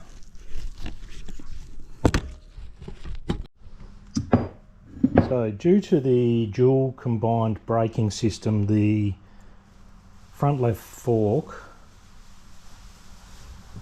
front left, front right, one of them, has a master cylinder on it, which moves up and down with the wheel as the wheel brakes. Yeah, it's on the left, so it's on this side.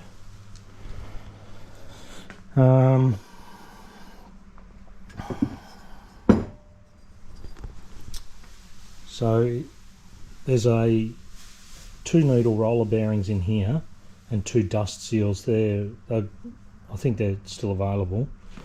There's some sort of carbon fibre, or I don't know what that is, but that's the seal. You can sort of compress that to get it through the hole. So I've taken that out, and there's a spacer that goes through there inside the seal, and I'll pop out the dust seals from here. I'll remove the needle rollers. This is the space that goes in there, that mounts the brake caliper master cylinder arrangement. So I'll order new dust seals because I'm tipping I'll break them pulling them out, because I do want to have these powder coated. It'll look so much better. There's you know, a lot of pitting,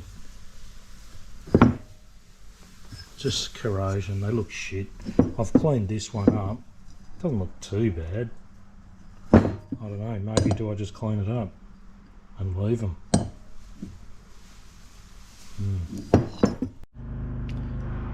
The washer that goes over the rear hub axle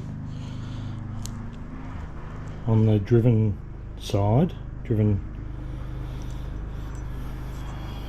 on the left side of the bike, the concave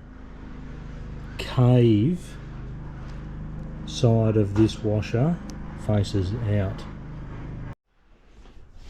Okay, this is the order of things. So got this stepped collar that goes in there. I want to pull that seal out. I'll see what that bearing is. I reckon that needs to be replaced as well. On the inside of this one, we've got a spacer that goes in there.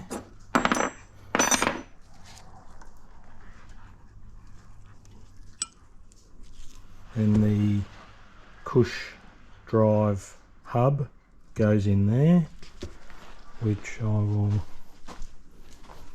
go and grab.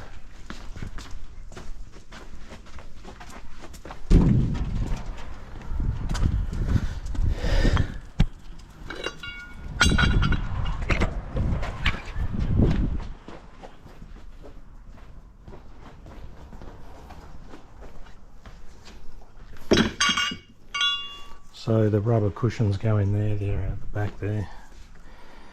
That then, so the spacer, then that.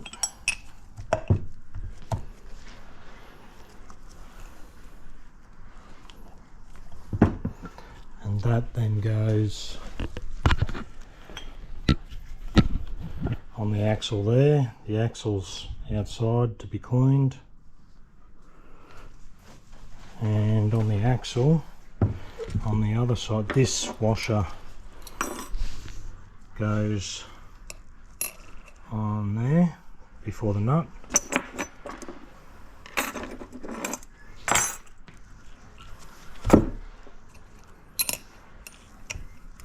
That snap ring goes on the inside of the other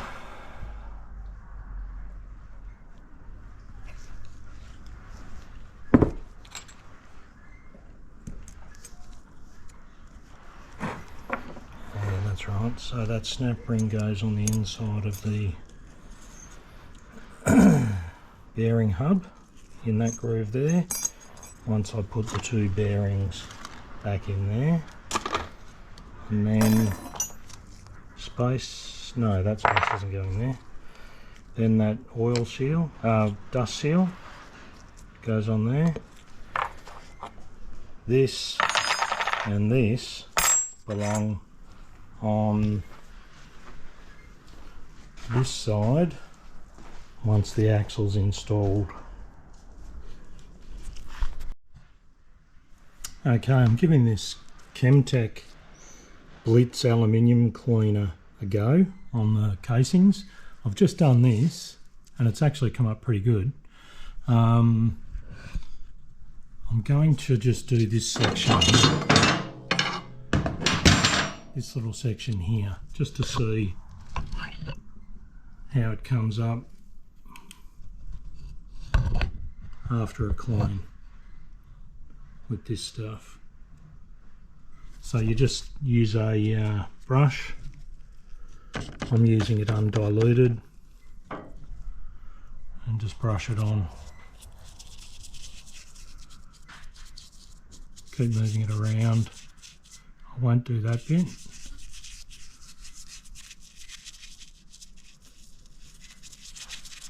Don't let it dry on the surface, and you've got to rinse it off thoroughly with water. It's obviously some sort of chemical in it, has a reaction with the aluminium. Oh, I wasn't going to do that bit, never mind.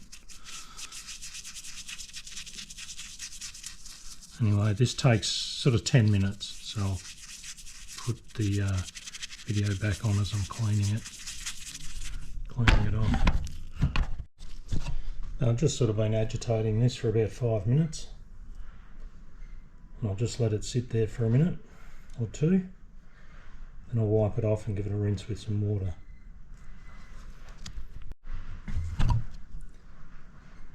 Just given that another bit of an agitation, in about 7 minutes. I'm just going to clean that off. I'll wipe it off. I need to stabilise this bike before I go any further. Oh, holy crap, have a look at that. Holy moly. It's incredible. That works. Now I'm going to rinse it. Just got a sponge with some water here. I'll just, yeah, got to stabilise this bike before I do anything else.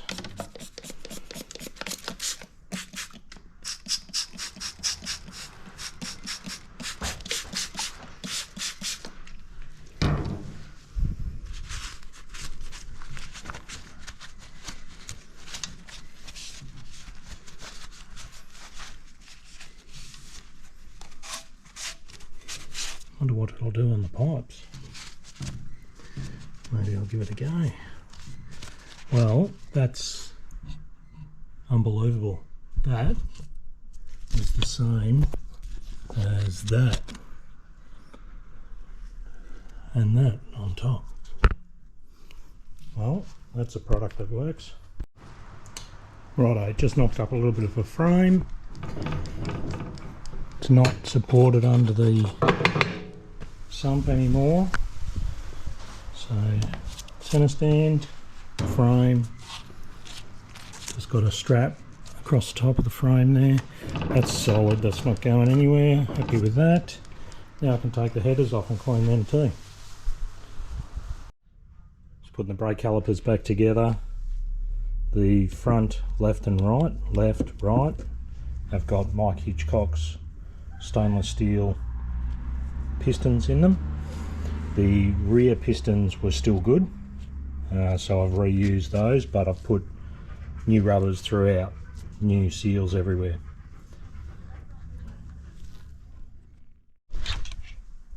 So the calipers are also getting all new Hell banjos and bleed nipples.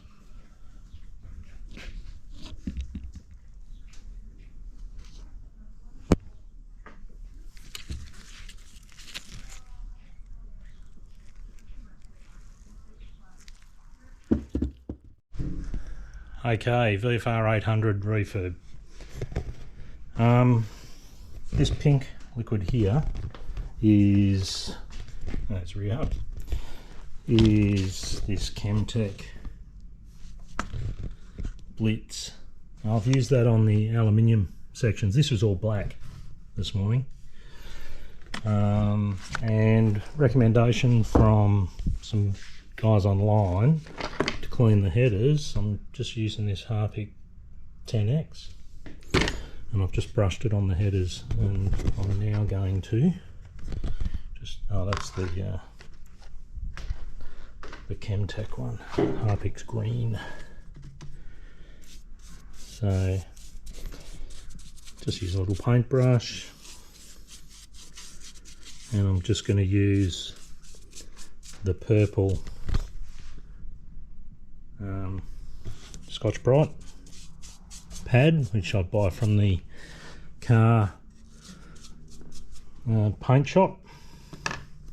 You get it at any hardware, I imagine. Yeah, I'm just going to rub this down, see how they turn out.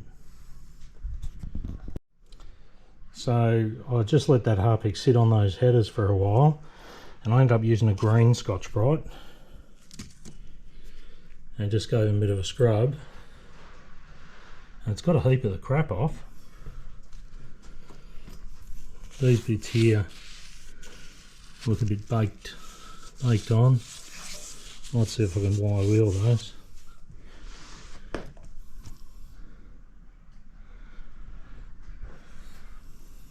Half thinking about taking the whole exhaust off and getting it done properly.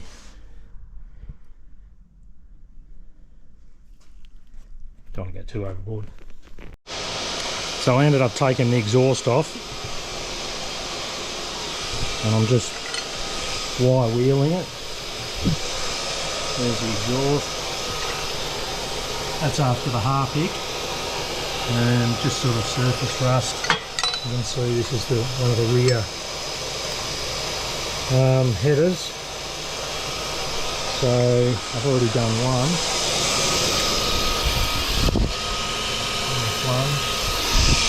Just using a wire wheel, brass wheel.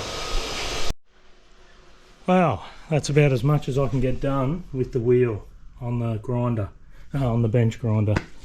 Just can't get into some of these curves. So I'll just get a wire wheel on the angle grinder and tack those. But how about those? Beautiful. I don't actually know if they're stainless or if they're mild steel. So, let's see. They're not stainless. I'll have to paint them.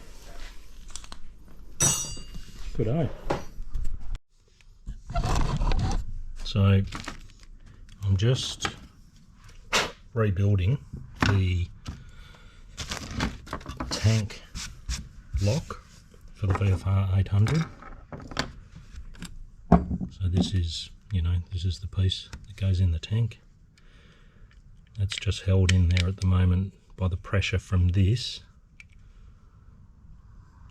There's a big spring under there. I've had all this apart, but this is where the key goes in. And it was completely corroded and all gummed up. I've been down to the locksmith today, and they were kind enough to supply me with these little tiny springs, which I damaged I damaged 3 out of the 5 removing them. So I've got 5 brand new ones in there now. These are the lock, I don't know what they're called, picks, or I don't know, but that's what goes in here that matches the key. So I've got to get that all together, and you have to do it by, what happens is when the key is in there, all of these are locked into place and they're all flush with this, both sides. Without the key in there, they can all just spring out. So you got to get the lock back together with this. Now I have to do this and then load the pins back up into that. Then I can put it back into there, which holds it in place. And then when you turn the key, sorry, the pins, these things, you turn it and the pins open up into those recesses, and you can take the key out. And obviously when it's open, when you open the tank, it's locked into place. You can't take the key out because those pins are locked in place because it's all flush on that side.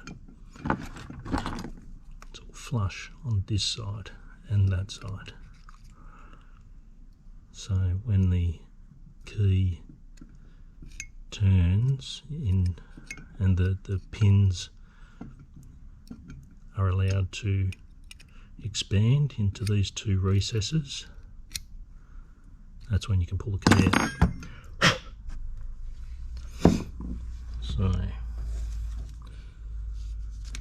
now I believe masking tape is very handy when doing this.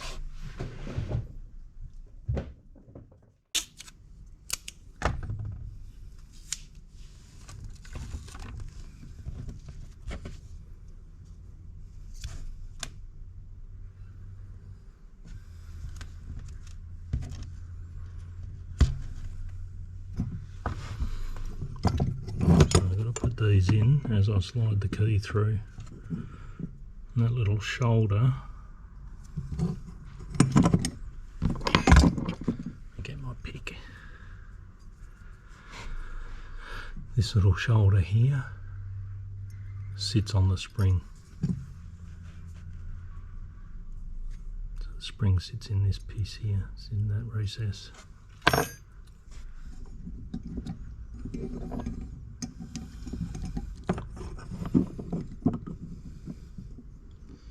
So the idea is to compress that there, get a little bit of masking tape. What I might do is cut some small bits of masking tape.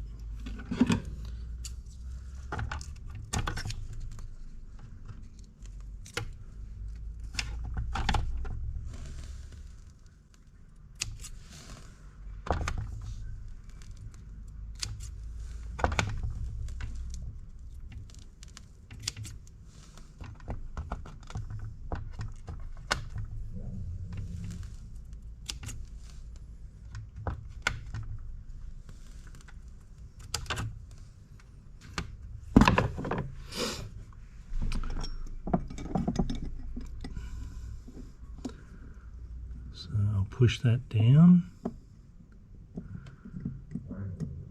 slide the key slightly in, bit of tape over the top.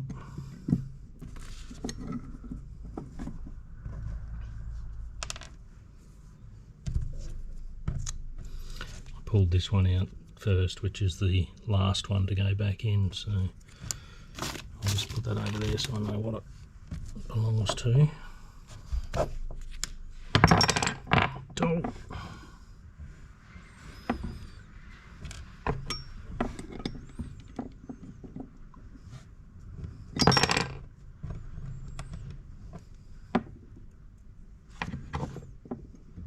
Oh, well, actually, I don't need to do it in there. I can just put them all together in here. Yeah, done this. So I can just put them all together here. And then take the tape off once I'm ready.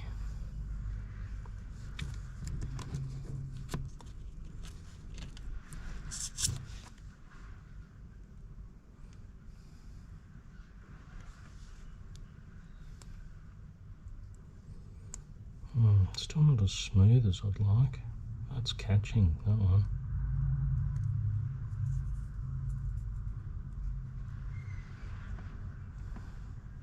Oh, there it is.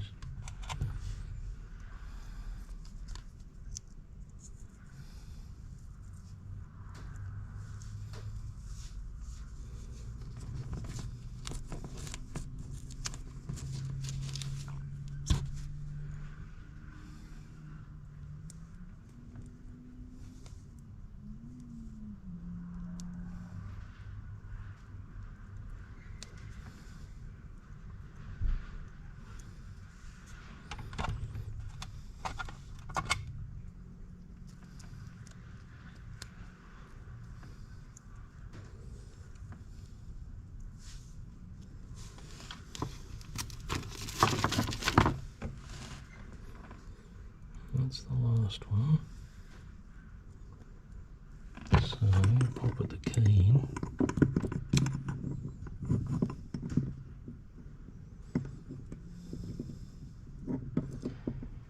Now I need to get this back together. I need to release the tape without releasing all of these and slide it into here. I wonder if I can just release them slightly.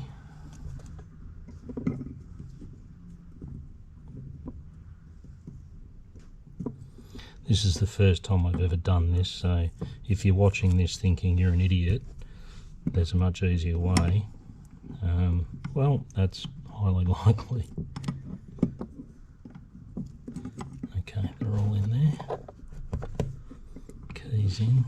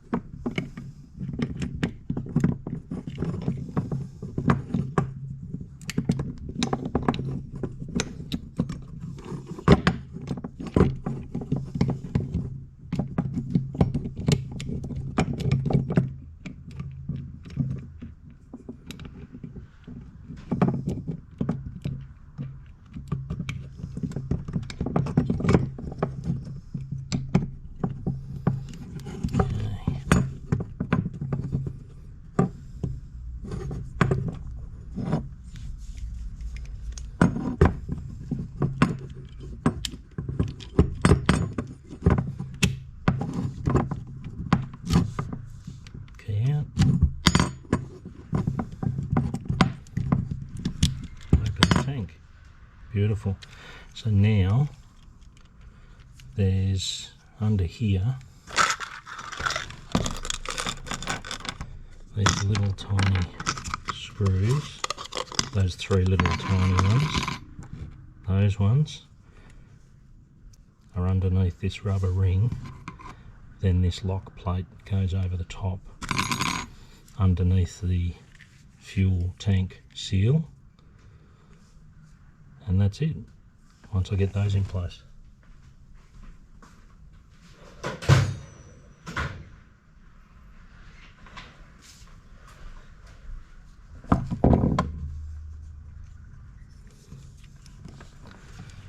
And you want to be careful if you're pulling one of these apart, because as soon as you release this from there, and if you press down on this ring that holds these in place, they go shooting out.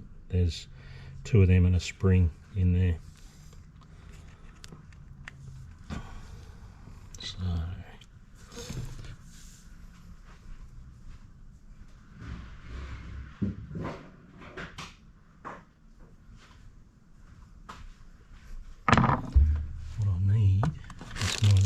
screwdriver, which I seem to have lost. God knows what I've done with it. I'll just use this one.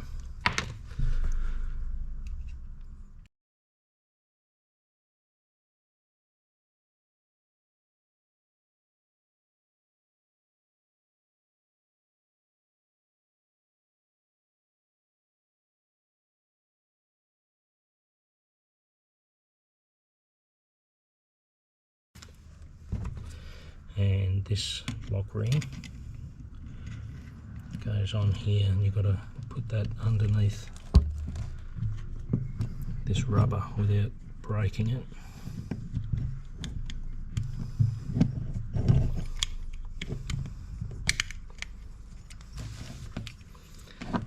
You can see the rubber's perishing, so you've got to be pretty careful.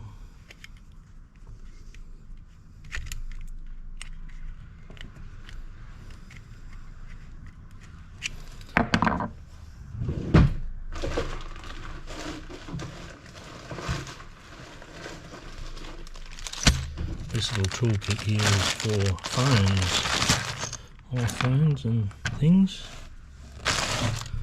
Little plastic thing will be better than using a metal screwdriver.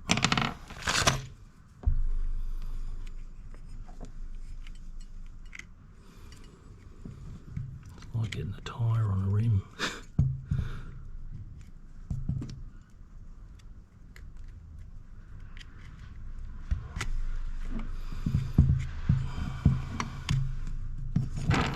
Poor old rubber gasket.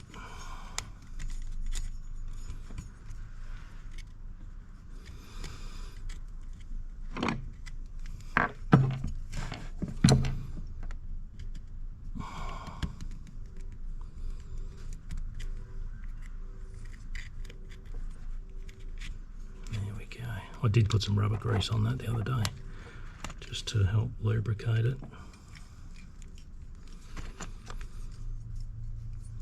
And that's it. And these three, for those that don't know, there's only 3 of these actually bolt this cap to the tank. The rest of them, the other 4, are just cosmetic. So that's tank open, that's tank closed. I couldn't get the key out a couple of days ago. Beautiful, works a treat. There you go.